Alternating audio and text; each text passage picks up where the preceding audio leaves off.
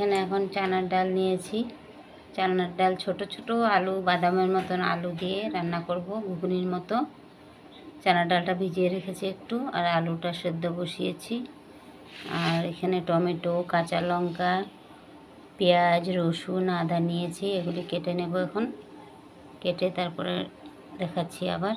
এখানে নিয়েছি কারকল দিয়ে ছোট মাছ দিয়ে রান্না করব।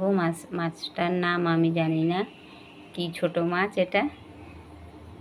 আর টমেটো, কাঁচা লঙ্কা, এটা কাঁচা লঙ্কা কিন্তু কাঁচা পাকা লঙ্কা, রসুন আর পেঁয়াজ নিয়েছি।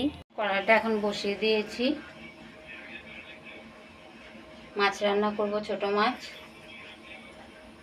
দিয়ে দিচ্ছি একটু জিরে, গোটা জিরে।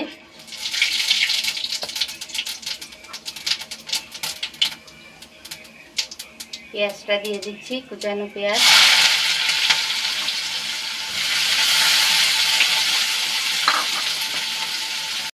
পেঁয়াজটা ভাজা ভাজা হয়ে গেছে।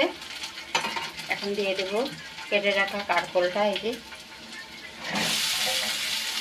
কারকলটা দিয়ে দিলাম। হলুদ দিয়ে দিচ্ছি, নুন দিয়ে দিচ্ছি। ভাজার জন্য শুধু নুনটা দিলাম। ভাজা হয়ে গেছে, ভালো করে কষিয়ে নিয়েছি।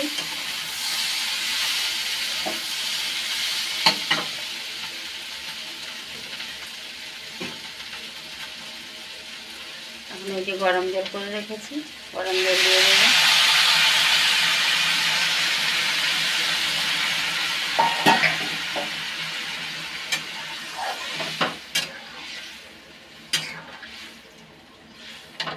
যে ভেজে রাখা মাছটা দিয়ে দিচ্ছি।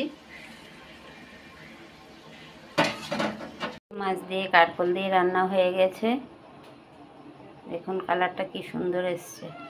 কাঁচা লঙ্কা দিয়ে করেছি। চানার ডালটা রান্না করব আলু দিয়ে। যে গোটা গরম মশলা আর জিরে দিয়ে দিচ্ছি। কড়ার মধ্যে তেজপাতা দিয়েছি। এই যে আলুটা ছোলা যাচ্ছে না, এত ছোট ছোট আলু ছোলাই যায় না, কয়েকটা ছুলেছি। এমনি দিয়ে দেব।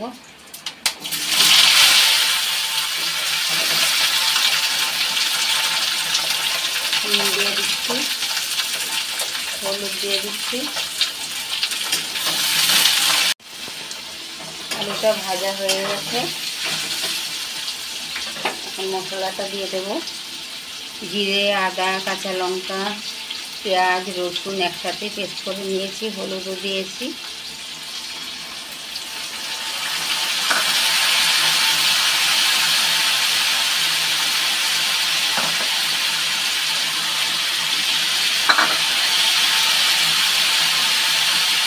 নুনটা দিয়ে দিচ্ছি।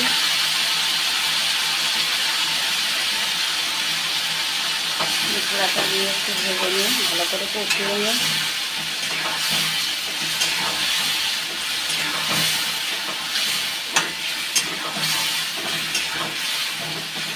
ভালো করে কষে যায়, তারপরে আবার দেখাচ্ছি।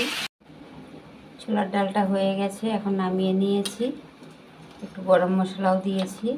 এই যে গরম মশলা, আর দেখালাম না। এই যে ছোলার ডাল আর ছোট আলুর তরকারি। রুটির সাথেও খাওয়া যাবে, ভাতের সাথেও খাওয়া যাবে।